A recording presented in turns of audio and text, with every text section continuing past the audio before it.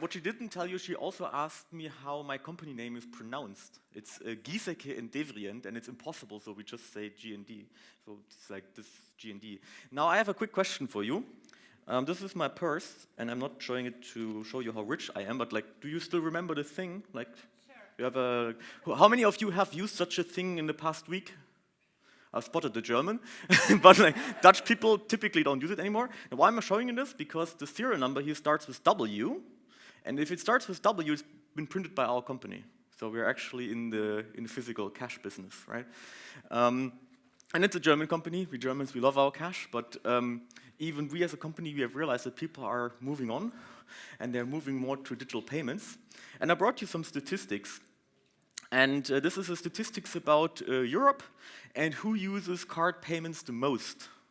And basically the statistics is about number of transactions per person per year.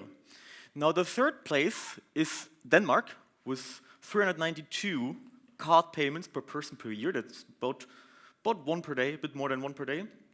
Then we have Luxembourg, for some reason. It's better, 409. And then the best, who wants to take a guess? Sweden, yeah, I think Sweden is not counted because it's just, no, actually Sweden should be counted because Denmark also doesn't use the euro. No, it's not Sweden, it's Lithuania, of all places, with 440.4. And for comparison, Germany is at 99. So we are quite down the list.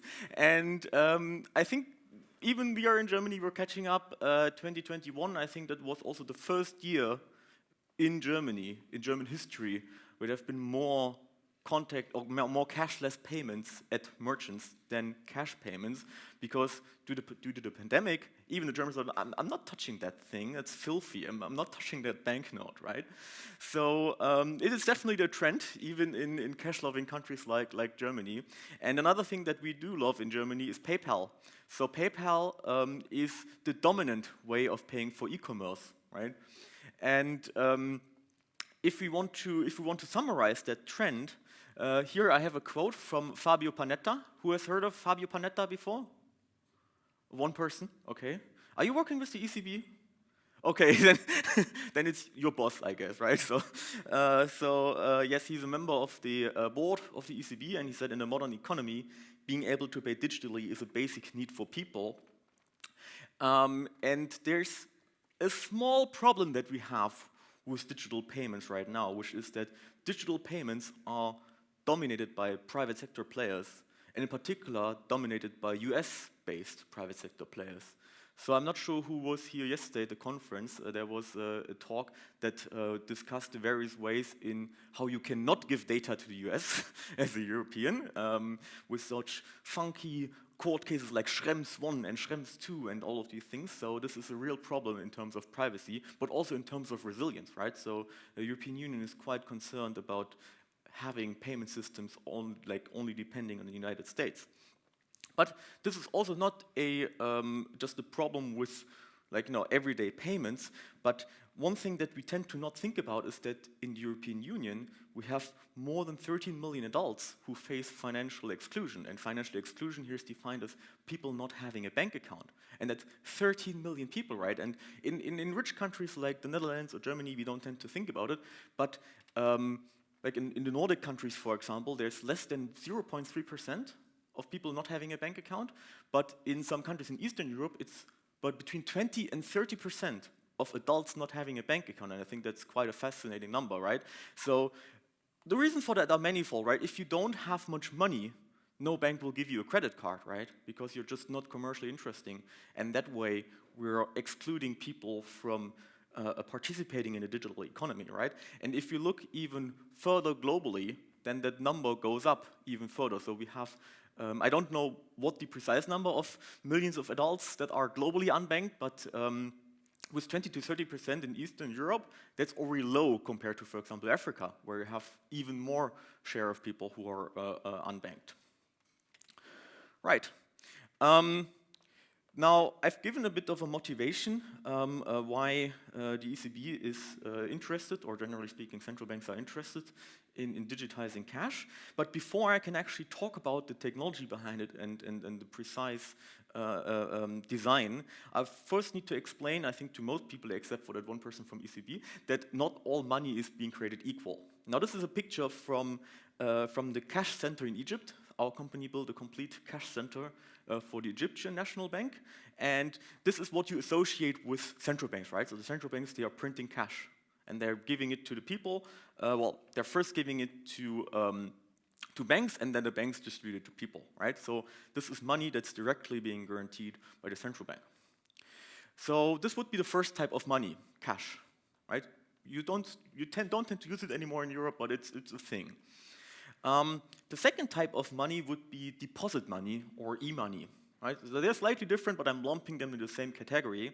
And deposit money is the money that you have in your bank account. So I'm not sure if you're a customer at ING or at ABN or some other bank. Then it's basically a promise. The bank promises you that you can always exchange it to cash. But if the bank goes bust, which doesn't happen so frequently anymore, like maybe 15 years ago, but today not so much anymore, then your money might be at risk because it's a liability against your bank. You have a contract with the bank, you do not have a contract with the central bank, right?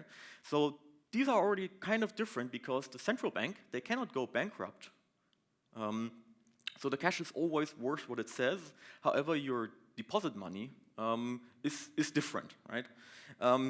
PayPal is also kind of like this, though. They have a dedicated banking license, but there are many other types of money that are like 1 or 2 layers removed even from that. So there's like, they are guaranteed by commercial banks, and then the commercial banks are guaranteed by collateral, so it's a whole, if you want to talk about that, I can give you the email address of our economist on our team, because I don't understand all of it either. And the third type of money, which I'm going to exclude a bit in this talk, are cryptocurrencies, because I think the legal literature is not even clear if it's a liability of anyone. Because cryptocurrency is just being created by random people around the world with some kind of computational means, but it's never guaranteed that you can exchange it, because it doesn't have any face value, and like it's a very volatile kind of thing.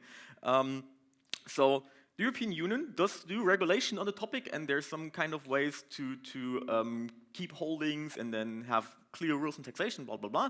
But I'm trying to exclude that from this talk because it's a whole another can of worms. I'm more talking about the currency that you know about, like the euro, for example, or the pound, or something like that. Now, these are different types of money, but money also has some functions to satisfy. And if you look at the literature, that's basically those 4 different functions. Some literature kind of calls it differently or like structures it a bit differently, but this is the basic idea, right? So you have legal tender, which means can I pay my taxes with it? Right? So your government will ask you to pay your taxes in legal tender. Second thing is means of payment, which is can I buy something with it at the shop? Third one is unit of account, which is how much does it cost, right? So this is actually a funny thing because in terms of Bitcoin, you might be able to pay with Bitcoin at some shops, but the shops will not be pricing their goods in Bitcoin. They will price them in euro and then convert it based on the current exchange rate, right? So this is a very subtle difference here. And the last thing is store of value. Would I use it for my pension? So will I be able to trust it further down the line, and can I always exchange it for something else? And I guess my point here is that the different types of money that I showed, they all satisfy some basic functions, some more or less, so it's not a binary thing of like this is fully here or this is not there, it's always a shade of gray. But the general idea is that cash is pretty good in all of those 4 functions, right? So let's just say governments don't really like having people so much cash because it's also a problem for money laundering and so on, but you could use cash as a store of value. That would not be a problem. You can do that. You can put it under your pillow if you want to. Cash has one big disadvantage though. It is not possible to use cash for online transactions. So cash is very anonymous, you can pay your taxes in it, all those things, but you cannot use it as a means of payment in online. So this is a big problem. Now, many central banks around the world were thinking, can we combine all of these advantages? Like, can we get all of those 4 functions of money and online and offline payments and everything in the kitchen sink and combine it into one new payment instrument. And they're working on it. They're actually working on it. And what they're working on is called Central Bank Digital Currency, CBDC. Who of you has heard of that before? Okay. A few more people than the ECB people in the audience. Sorry about that. Central bank digital currency is kind of an intersection between two different things. So I'm going to show you a Venn diagram, because everyone loves Venn diagrams. So it is issued by the central bank, just like banknotes, and it is digital, just like deposits, and then if you intersect that, you get CBDC. Now, the key thing is that CBDC, I mean, it doesn't exist yet in the Eurozone, right? So right now, what we are seeing here in the Eurozone is a discussion, so everything I'm saying should be taken with a grain of salt, right? Some countries are already doing it, and in fact, in this year, just 20 countries, or over 20 countries will take significant steps towards piloting a CBDC, and this number does not include the countries that are already piloting a CBDC. So China has a running CBDC, Nigeria has one, and then you have such large economies like the Bahamas or Jamaica or Eastern Caribbean. They are all working with completely different technical means. So again, take it with a grain of salt. And the talk will be basically looking towards this more from a European perspective, and also, of course, we are building a product in that region, so it's also slightly influenced by how we feel is the best way to do things. But when we started out with this journey, we thought, well, this is something that is supposed to be for users, for citizens, for consumers. So maybe let's just ask them what they want. So in 2021, we conducted a study, and if you want to read it, you can scan the QR code. And we asked the users, what do they want, or what would you expect from, or yeah, potential users, what they would expect from such digital cash. And the number of people that we asked were 3,000 in 4 different countries with different sizes of the economy. Out of 9 topics, I will show you the best 3. So the third point was no fees. 25% said they're going to use it if there's no fees, or they prefer if there's no fees, which is fine, right? If I'm paying today with my credit card or debit card, I'm not directly paying a fee. The merchant is paying a fee, but obviously the merchant is going to put that into their computation of the prices, so you're kind of indirectly paying a fee, right? And especially in emerging economies, the amount of fees that the big credit card processors are charging may mean that people are not willing to accept credit card payments just because it's too expensive and they don't want to run on that margin. Second point is usable everywhere. That's almost 30%, and usable everywhere means it should also be possible to use offline, so no matter where you are. Now, you might think, well, why would I need to pay offline, right? I have my phone, I have 5G connectivity, but let me tell you, I'm from Germany. I very often have the situation that I am not online. So as of today, you can also do offline credit card payments, but they take a few days to settle. So it will take a few days for the money to arrive at the merchant's bank account. And I have one anecdote about this, about the settlement time. We did a pilot project last year in Ghana, which is a West African country. We came to the airport, and everyone told us you should be using Uber because you cannot trust the normal taxis, right? So I have no opinion on Uber. I don't typically use it, but I installed the Uber app, and my colleague and me were waiting in the airport to be picked up, and no taxi was coming. No one was going to pick us up. So like, okay, we were waiting for a while, and then we went outside of the airport. We were being swarmed by like dozens of taxi drivers trying to get our business, and we gave them our business. It was a terrible ride. Don't do it. But when we arrived at the hotel, we asked at the reception, why did no one pick us up? Everyone told us you should use Uber, right? And they said, well, in the Uber app, you must activate a setting which is switching from Apple Pay payment or card payment to Uber Cash, which is Uber's name for just paying cash to the driver, right? And the reason why they're doing that is because they're operating on such slim margins that after 3 rides, they need to take the cash and fuel up their car and go to the petrol station. Now, if they have to wait for 2 days for the transaction to clear through Uber, they can't do that. So this kind of offline use, immediate usable, being able to respend it as soon as they get it. It's very important for people there. And this is something we don't tend to think about as Europeans, I think. And the best one is 100% secure with 33%. And of course, who doesn't want 100% security, right? So I'm wondering what there are multiple answers were possible. So I was like, what did the 67% other people said? So do they not want 100% secure solution? What? I mean, this is, I don't think I have to explain that, right? That security is, of course, of utmost importance.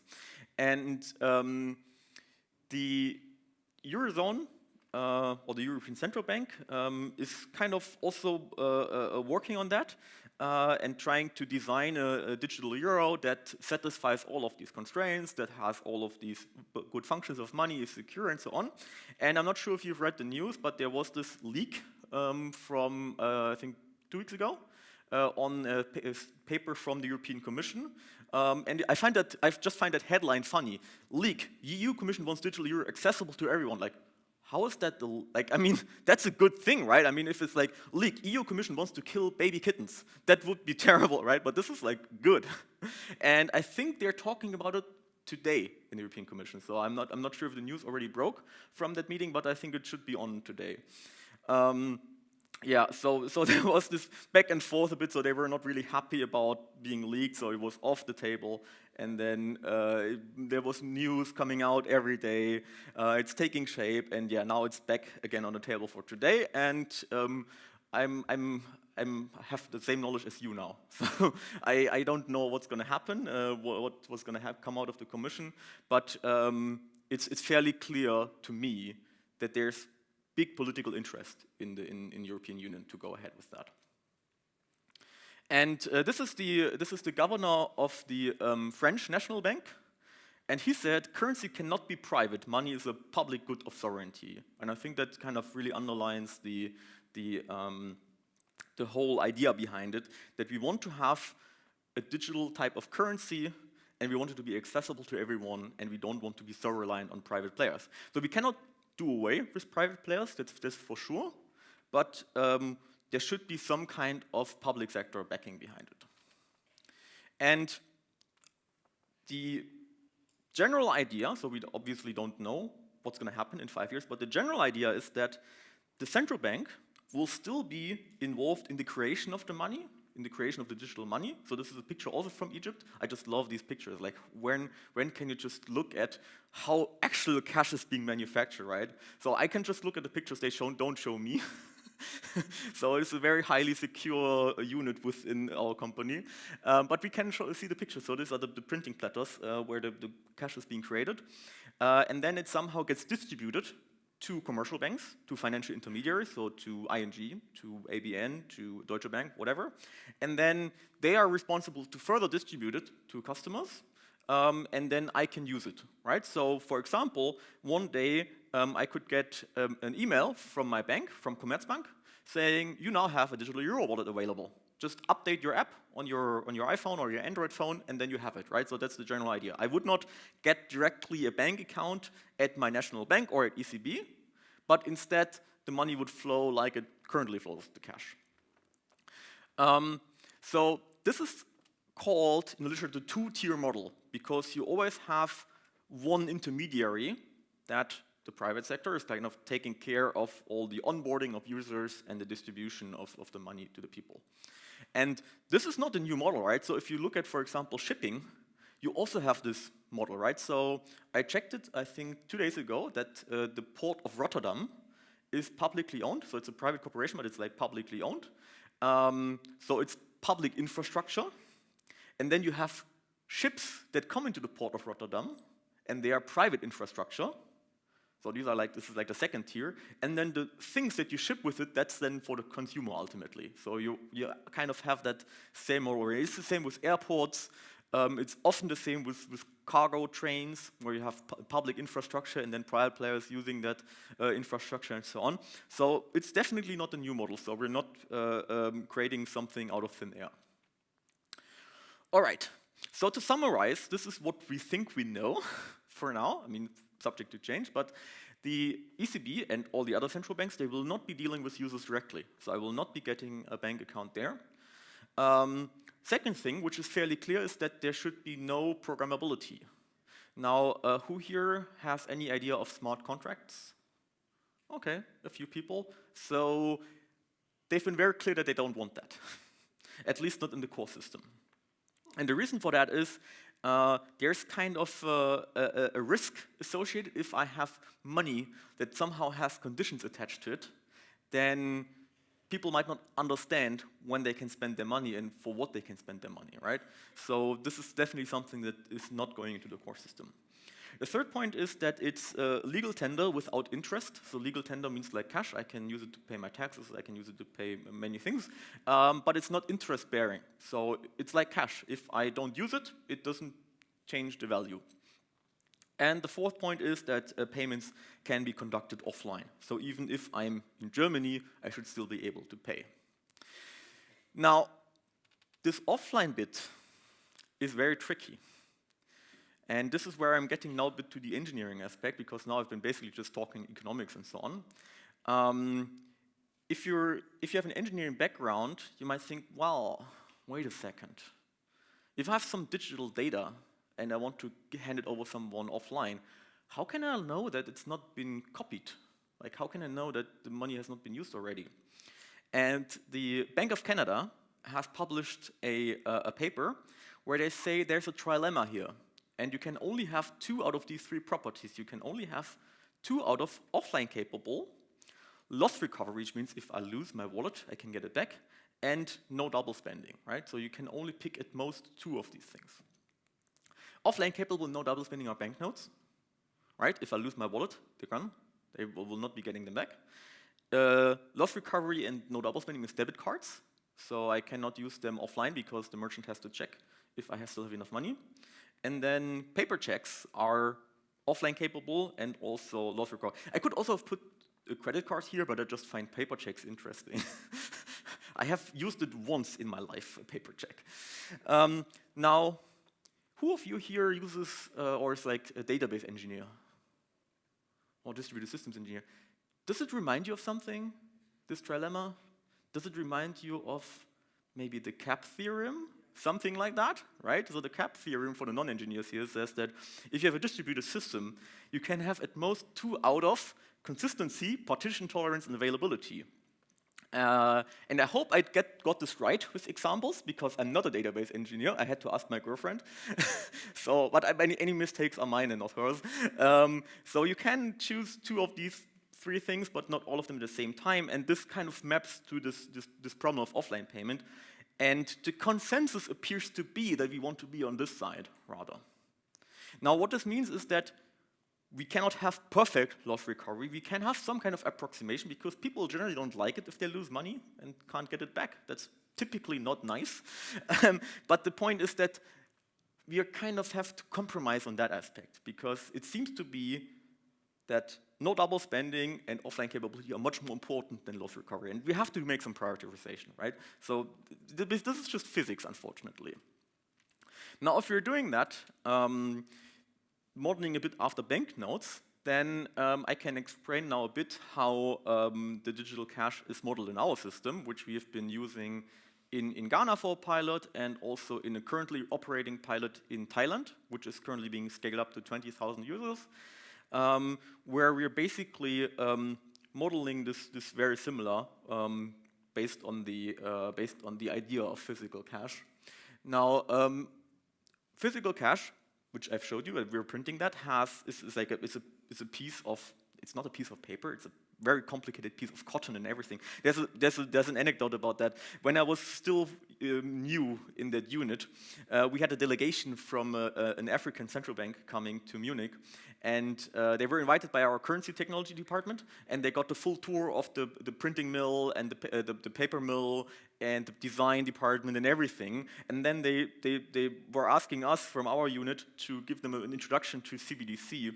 And I was doing showing basically the same slide, and there were some management people from currency technology in the room. And I said, well, you see, cash is just a piece of paper. And they were like, what are you saying? We spent like 3 days telling them it's not just a piece of paper. So I'm saying now it's a very complicated piece of cotton with a lot of security features so that you cannot forge them, right? But the general idea is that a piece of cash cannot be in the same place, in different places at the same time. This is what makes it great against double spending, because you cannot just rip it apart and treat it as two separate, like the two same pieces of cash. If in the digital world we can't do that, so we have to use some other security aspects. And the general idea is that we can model money as a token, and a token is nothing more than a public-private key pair. So think elliptic curves, for example. And if you know the private key, then it's yours, you can spend it, you can sign transactions, outgoing transactions. And if you just have the public key pair, you can just validate the signature, but you will not be able to spend it because you cannot make signature operations by just having a public key. And there's got to be somewhere a database, somewhere in the cloud, wherever, that will keep track of those tokens so that you can check if it's been used already or not. Now, the bigger question though is, where are the private keys being stored? Because the private keys represent your money, so where are they? Are they somewhere in a data center? Or are they somewhere on your device? And the basic idea is both is possible and both is expected. We would call that on the left-hand side with the data center, we will call it custodial wallet, because your money is under the custody of someone else. So it's like going to the bank and putting your cash in a safe deposit box, and then they're taking care of it. It's still your money, you can always take it out, even if the bank goes bankrupt. Not if the bank burns down, but let's just say that a data center burning down without backup is less likely than a physical bank branch burning down and taking all the deposit boxes with it. On the right side would be what was called a bearer wallet. And bearer means something like this. So I am bearing this, so I own it. This is mine, right? So this is literally on my device. And by the way, if you're using a newer iPhone, we can put these tokens also on the eSIM in the iPhone, and we also make the eSIMs for Apple. So we are kind of gone full circle now. Yeah, and the idea is that if you have some kind of a token-based mechanism where the money is represented as these tokens, they're very easily portable. So you can always say, I want to convert some of my deposit money into the digital euro that may be tokenized, and I store it at my ING wallet that's somewhere in the cloud, and I trust that they are taking good care of the secret keys, they're making backups and whatnot. Or if I want to use it offline, so kind of like downloading my money, like you would download stuff of Spotify, Netflix, so you can use it offline, you download it on your device, or you download it on a payment card or something other, and then you're bearing it, you can just use it wherever you go. So this is nice because the idea is that it should be portable somehow. All right, how are we doing on time? Okay, perfect, good. Then I can talk now about how actual transactions work, because I just told you what we need it for and how it would look like, but I have not told you the technical aspects about actually using it would look like. All right, so let's assume that we want to make a payment, right? That's the whole idea of having a payment instrument, that you're instrumenting it for payments. And you want to pay €9 from Alice to Bob. Now, there's a traditional way of doing this, which would be the account-based model. And in the account-based model, you would check if Alice has a balance that exceeds €9, and you deduct it from Alice's balance, and you put it on Bob's balance. And in the traditional world, that might take a while. So your bank might be deducting it from your balance day one, and on day two, Bob gets it debited on his account. Nowadays, you can also do instant payments, so that's also possible. But for some reason, at the point of sales, for example, it still takes 1 or 2 days to clear, even if you use debit cards, right? So this is the traditional way of doing things. I think in Germany, if I want to make an instant payment with SEPA, I need to pay like €1 extra or something like that. So there's a fee that is being charged for that. In a token-based world, we can do it slightly differently. Now, basically assume that Alice and Bob, they have wallets, and I'm now specifically talking about wallets because wallets have this nice analogy of like container of different things, right? It's not, you wouldn't say I have a balance of €50 in my purse. You would say, I have a €50 bill in my purse, right? So it might sound subtle, but it's a difference, right? So let's just say that Alice's wallet has a few different coins or tokens or bills, or however you want to call them, things in her wallet. with different denominations. So the cool thing is also, in the cash world, we are kind of fixed to a small set of denominations, and in the digital world, we can just do whatever. We can have a denomination of €5.25, it doesn't matter. And Bob also has a wallet with some things in it, and I want to make the transfer of €9 happen. Now, behold my PowerPoint skills. We're selecting some notes from Alice's bill that together exceed the payment amount. So I can leave I could have also used the €3 one, doesn't matter, but like, let's just say I'm taking the 8 plus the 5, which is 13, so it's more than 9. And then somehow we have to do something, so we have to kind of merge and split these things, and then 9 plus 4 is still the same sum, so we have destroyed 2 existing nodes and created 2 new nodes that together still have the same amount of money in it. So I have not created money out of thin air, only ECB is allowed to do that, I am not allowed to do it. And then I can give the €9 to Bob, and I can give the €4 back to Alice, right? So that's the general idea. There's lots of different ways how to implement that technically. One of the ways has been actually pioneered by Bitcoin. So we're kind of, this slide is kind of inspired by how they're doing it in Bitcoin. It does not have to do with any kind of proof of work or hashing. It's just the general idea that you can take these tokens and shove them into some kind of process and you get new tokens out. That's the whole idea behind it. And if you have the correct amount of tokens or the correct money in the tokens, then you don't need to do that. You can just hand over the data to someone else, right? That's fine. Now, at some point, someone's going to have to check if what you've done is actually authentic or is actually valid. Someone's going to check that you're not changing the monetary value. Someone's going to check that you're not hanging on to the token after you've handed it out.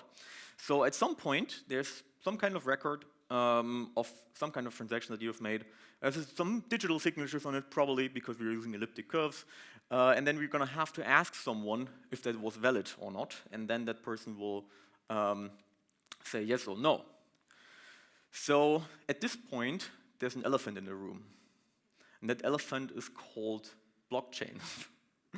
Because typically the question we get, do we have to do this with a blockchain? Because it sounds like something that could work on a blockchain.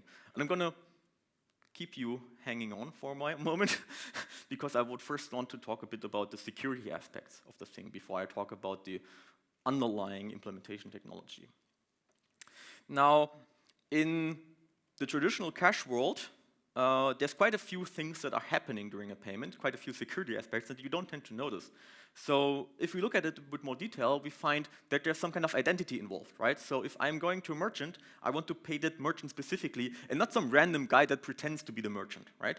And in the cash world, it's quite simple, because I'm just looking at you. I'm like, I'm paying you precisely, right? And so that's generally a solved problem there. Then there's also the question of authenticity. So is the banknote that I'm handing over actually a valid banknote? And I've talked about this. It's a very complicated piece of cotton with look and feel and haptics and security things and whatnot. So generally also a solved problem, right? So merchants typically have some kind of way of checking like big notes, right? They don't just accept €100 note. I guess in the Netherlands, no one accepts any €100 notes, even if you would ask them to. In Germany, it's still quite common that you see someone paying with €100, and then the grocery store will like take a pen and check something on it or something like that. And also ownership, because I need to be sure that if I'm handing it to someone, I was actually legitimized to give it to someone, which is also kind of implicit in the cash world, right? So we have more mad PowerPoint skills, by the way. So we have that as a baseline security requirement, but for digital payments, we have a whole lot more things. Does anyone know what non-repudiation means? Okay, one person, a few people know. So non-repudiation means I'm paying Sven some money, and then Sven turns around and says, nope, Lars has not given me the money. And I would need to come up with some kind of proof of payment. So Sven would repudiate the payment, so he would kind of say, nope, that payment has not happened, and I should be able to prove somehow that it did in fact happen. No double spending, I think I've also explained a bit, so I should be able to prove somehow that I'm not paying two people with the same money. That should not be possible. And also, very important, given that we have GDPR and everything, or like given that we have common sense, I guess, it should not be possible for any unauthorized third party to observe what has happened. And now going back to that elephant, because this is what blockchain people will tell you. You can easily solve that with DLT or with blockchain. And so the big question is, will this run on DLT? And the answer is maybe, maybe not. Because the key idea here is that we already know how to make transactions. We've been making transactions for a very long time, even before blockchain was a thing, right? So you can do that just fine with a database, because you can just check if there's a particular row in a database, or you can check if it has been deleted, or if it is marked inactive. It's not a problem. You can do that with traditional technologies. So the question whether or not this will run on DLT will be based on it will be decided on a different playing field. The playing field is who's going to decide if a transaction is valid or not. Will it be multiple different entities that have to come together and work out a particular consensus, or will it be one single source of trust that will decide that? Now, quick question: what does the C in ECB stand for? Central, yes. But I'm trying to make a cheap joke here, but you could also make the argument the other way around, because the ECB is actually composed of multiple national banks. So you could also come up with an idea that the different national banks are somehow collaborating and they need to make this happen, right? So the answer is not so clear. We are seeing now somehow a preference towards non-DLT based systems, because traditional databases we know very well how to scale. For blockchain, scaling is not so simple. So some people have demonstrated quite some impressive numbers, but then the question basically becomes, what is the underlying consensus method below that? And if you want to talk about consensus methods, I'm open for that afterwards, but I think I don't have enough time in this talk now to discuss all the various Byzantine and non-Byzantine consensus models.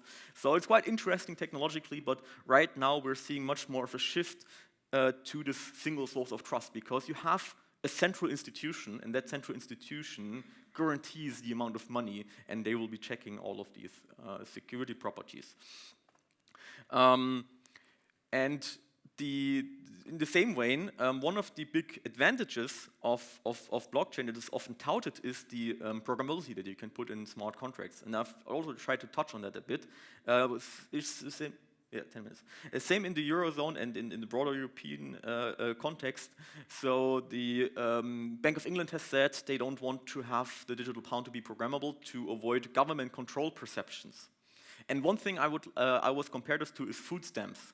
So food stamps are kind of programmable money, in the sense that you get that food stamp from the government, and it has a face value. It says, for example, this is worth 10 euro, but you can only spend it on groceries. You cannot spend it on alcohol or tobacco or something like that. And people generally don't like that. So they would rather have general purpose money. We had a meeting a few months ago with an international aid organization that was interested in some of our projects that we're doing in Africa, and they said, when they're giving out aid money, like disaster relief money or just general social welfare money, they just give out cash, because they don't care about controlling how people spend it. It would be much too expensive for them trying to control how this is happening. So they're just giving them the plain old cash so that they can hopefully do what's in their best interest to do. And if like a small percentage of them use it on stupid things, then so be it. That's just life, right? You can't control people. 2 years ago, there was an article published by a university in the US, which just says how dangerous is programmability, even so, saying like, okay, we should not even have the slightest association with that kind of thing, because it could undermine public trust. And yeah, Panetta, our friend from the initial slide, also said that digital euro will never be programmable. So there we have it. And taking all this together, there's still a lot of challenges how to implement. For example, if we cannot ask a central entity if a token is valid because we're offline, how do we ensure this? Like, how does this actually happen? Because if I'm offline, I can't just ask the central bank, is this token valid or not? You have also this question about proof of payment. Can I, as a user, produce like always a PDF? that's attached to my payment that I can just print out and show it to someone. So how does onboarding work? Do I just go to my normal bank and ask them for a wallet? How do they ensure that I'm not hoarding too much digital euro, which I'm not supposed to do? So there's many open questions here, and what's also key is that this is such an emerging field that no one has all the answers, and the different countries all have different ideas of how these things work. Again, a comparison. We care a lot about privacy, but in African countries they don't. They care a lot more about increasing tax revenue because they have large shadow economies that are like about half of their size of the economy. They care about getting tax revenue from the merchants, right? So if they somehow can see how much money is being transacted, even offline, that's a win for them, and it will help them fund infrastructure and everything like that. Here, we don't have such a big shadow economy. So here we care a lot more about privacy. And then you have, for example, Asian countries where the payment space is already quite crowded. So a colleague went to Thailand and posted a picture in our Slack of a Starbucks that had like 5 different POS terminals and then 3 additional QR codes. And you can like, do I pay with A Pay or with B Pay or with like C Pay? Or like, do I need to have a second phone for that and so on? So they already have this crowded space. So they're more about unification. They want to somehow have a common language across these services and then using the same type of money and not having to worry about different settlement and so on. So all sorts of different ideas about it. And I want to close with a news article that I just saw yesterday. And I hope someone can help me with it because it's written in a very weird version of German.